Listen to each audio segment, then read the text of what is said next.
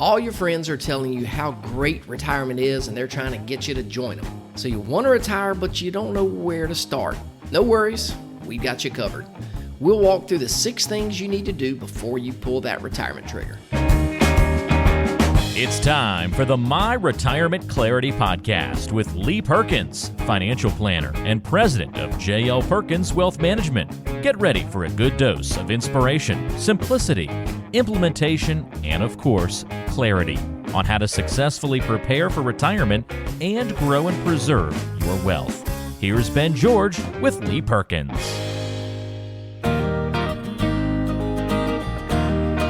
Welcome to the My Retirement Clarity Podcast. As always, I'm your host, Lee Perkins. I'm the founder and the owner of J.L. Perkins Wealth Management, and our firm specializes in working with retirees and pre-retirees. Usually they're age 55 and older, and so you can learn a whole lot more about our firm, who we are, what we do at www.myretirementclarity.com. Now, I've talked to a lot of folks recently who are planning to retire in the next 3 to 6 months or so, and they've all asked me the same question. Am I ready to retire financially? Meaning, does the math work for me to go ahead and do this? And then, what do I need to do ahead of time to make things work out for me? So there's a lot to unpack here, and that's why I decided to dedicate an entire episode of the podcast to this topic. So let's go ahead and jump in. Now, let's assume that you reach the point mentally where you're ready to check out, punch the clock for the final time, and start this next phase of your life. What do you need to do first?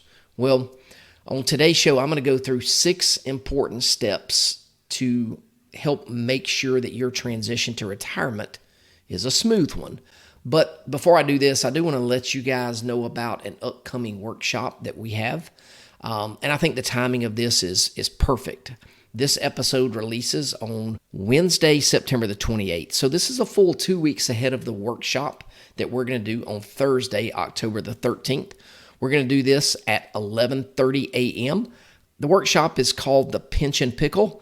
And the reason I'm doing this workshop is because I've talked to a bunch of folks over the last few months that have seen the really nasty impact of rising interest rates on their lump sum pensions. And I'm telling you, it's not good at all. Some folks have even told me that their estimated pension value has decreased more than $100,000 since the first of the year. Now, at this point in the year, we all know markets are down right now, so most account values are down, but people aren't really used to seeing a drastic drop in their pension estimates, and so we haven't seen this for a long time. But this is what's going on right now, and it's why we are doing the workshop. So the registration link is now live on our homepage. And because we're doing this at 11:30 in the morning, I will provide lunch to everybody who attends. And so again, this is for those who are planning to take or entitled to a lump sum pension from their place of employment. So if this doesn't apply to you, please don't register just for the free lunch. I am having Carrabba's cater this. So if you want a free lunch, call me up, tell me your favorite wing place, and I'll meet you there and I'll buy you some wings. But this is just for the select group of folks who are entitled to a lump sum pension. So again, sorry to ramble on a little bit about that, but it's very important because people are having to make some big decisions very quickly, and I want to make sure that they are as prepared as they can be. So back to the topic of our pre-retirement checklist and sort of these 6 things that you need to do before you retire. So in my opinion, and I've helped a lot of folks navigate this, the first thing that you should do is make sure that you're ready to retire financially, meaning do these numbers work? So, this, like I said, this is the first step. Now, for a lot of people, when we talk about numbers working, they think we are simply talking about the total value of our retirement accounts. And this is very important, but it's not really what I'm talking about here in this step. What I'm talking about is your cash flow in retirement. And this is where an income plan comes into play. So the big picture version of this is money in versus money out every single month. And so you've got to have enough income coming in each month to meet those monthly obligations. And I think I've said on the show probably 100 times in the past, without income, there is no retirement. So that's the big picture view of it, money in and money out. But we've got to dig a little bit deeper. We've got to figure out exactly how much money is going out every month. And for a lot of people, they really don't know. And I think they don't know because while they're working, generally speaking, they've got plenty of money and they don't keep up with what they spend every month.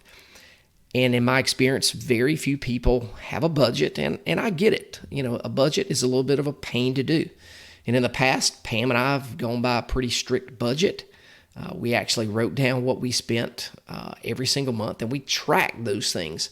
It takes a lot of work, but if you're disciplined enough to do it, you probably know what you spend. Do we do a budget right now? I'll be honest with you, we do not. We don't do one right now, I think, because we've got enough money coming in each month, and it's more than we spend. But I will tell you this: if we were about to retire and our paychecks were going to stop, in the next several months, we would take the time and go ahead and dig deeper and figure out what we spend every month. So when somebody comes into my office, generally speaking, I'm going to break down expenses into two categories: living expenses and liability payments. Living expenses are, these are your utilities, your cell phone bill, groceries, gas, anything that you spend money on every single month. These are things that aren't going away. Now, they may change over time, but they're not going away. Liability payments are the debts that you have. These are things like your mortgage, a car payment, maybe credit card debt. Again, these are monthly payments that eventually are going to go away once you pay it off. And so we separate these things out because this helps us address changing income needs over time, because what you need right now is not going to be what you need in 3 years, 5 years, or 10 years. So once we know these amounts, we can move on to step number 2, which is assessing our sources of income. And so here, this is things like Social Security, any pension entitlement, a monthly pension that you might be entitled to, rental income, or any other source of income that you might have. And of course, when to claim Social Security is a big part of this step. Do you delay it and get more benefit, or do you claim it earlier? We talked about this back in a recent episode. It was episode 74 of the podcast. And so I went into the pros and cons of claiming it earlier or later. And on that episode, I talked about how really there's a whole lot more that goes into this decision than just the math. So go back and check out that episode if you hadn't already done it. Again, it's episode 74. So if there is a gap after these sort of guaranteed income sources or wherever, the other things that you have, then you're ready to move on to step 3, which is going to be determining a tax-efficient distribution strategy from the assets that you have. If you've got $6,000 a month expenses and you've got $2,000 a month coming in from various sources, then you've got a gap. You need at least $4,000 a month after taxes to fill that gap. And so this is where you're going to look at your total assets and determine if there's enough to fill this gap and not put yourself in danger of running out of money in the future. So if this withdrawal amount is too high, then you've got a couple of choices. You can cut your expenses, or really you can work longer. And by working longer, you can save more money for retirement, or you can, pay off or pay down some more of your debts to decrease that monthly expense number in retirement. But you could also choose to go ahead and retire. And if you want to, some people will want to pick up a part-time job if they've got a small income gap. But I would tell you to be careful here, because I certainly don't want you to retire and be stressed about paying your bills going forward. Retirement's supposed to be fun and relaxing. Hey there, sorry to interrupt the show, but I wanted to take just a quick second to tell you about our new e-newsletter called Uncommon Sense. Now I know the last thing you probably want is another email from a financial firm giving you the same old industry jargon that every brokerage firm out there gives you. I get it. Nobody wants that stuff because it's boring. But our newsletter is anything but boring. Information plus entertainment is infotainment. And that's the goal. And that's what Uncommon Sense is. So we want to inform you in a very entertaining way, so you'll get stories of how financial planning works in the real world and not some corporate boardroom of a Wall Street firm. You'll also get access to a lot of other great resources, so just head on over to our website, www.myretirementclarity.com, and click on the Uncommon Sense logo. Just put in a good email address and you'll be good to go. Now, back to the show. We've gone over the first 3 important steps, and at this point, we hadn't even told our boss that we were retiring yet. Why? And I think it's because up to this point, you didn't know that if you could retire or not. And so now that you've gone through these first 3 steps and you figured out that you can retire, we're ready to move on to step number 4. And this is set the date and tell your boss, tell your employer. And this is important to me because different companies have different requirements. But I think you want to give your company ample time to, of course, find your replacement. I would not suggest coming in on Monday and telling them that Friday is your last day.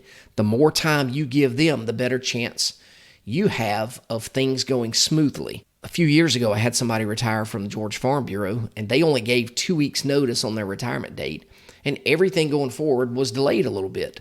So remember, most companies, especially the little bit larger companies, have a process that they have to go through.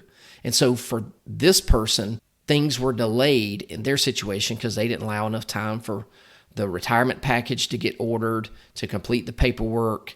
Then HR's got to review it, and then it had to be submitted and executed. So I think this took about a month longer than normal for this person to begin receiving their benefits. And so, again, make sure that you know the timeline of your company and stay on schedule there. All right, so let's move on to step number 5. And really, I think this could probably go into step 3.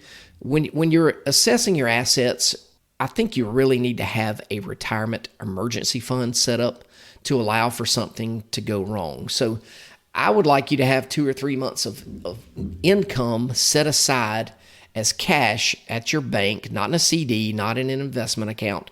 I want this money sitting in cash. Fortunately for the person that I mentioned earlier that waited till the last minute to announce their retirement, they had about $25,000 in cash, and that made their transition a little bit easier. And I know some of you out there may be saying, well, hey, when I retire, I'll just take money from my 401k. That sounds like a good idea, but I will tell you in some instances, you can be retired and your 401k company doesn't know that you're retired. And if this is the case, you may not be able to access those 401k funds. So just make sure that you've got access to cash so that you don't have to scramble around the first couple of months to pay your bills. So we want to get off on a good foot into retirement. All right, so once you've submitted the retirement paperwork and you've set that date, all of the pieces are sort of in place and you're finally starting to count down the days. So we'll move on to step number 6, which is don't second guess yourself. And so here's what happens, and I call this the emotional phases of retirement. When you're a few months out and nothing is official yet, meaning you hadn't submitted a retirement paperwork or retirement application, your mind starts to play tricks on you. You become excited about the possibility of retirement, but you aren't sure, and there's some doubt there. But at some point, you make the decision, and that sense of relief kicks in. Everybody's celebrating. We've got the date. Everything's fun. And you enjoy this for a few weeks, but then that doubt starts to creep back in again. All of a sudden, you start questioning your decision. You start reading things on the internet, and you start asking yourself, hey, am I doing the right thing? Am I making a mistake?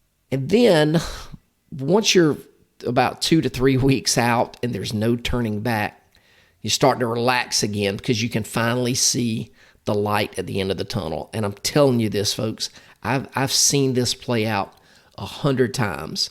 Caitlin, that used to work with me, told me, hey, you need to write a book called The Emotional Phases of Retirement because it happens to almost everybody.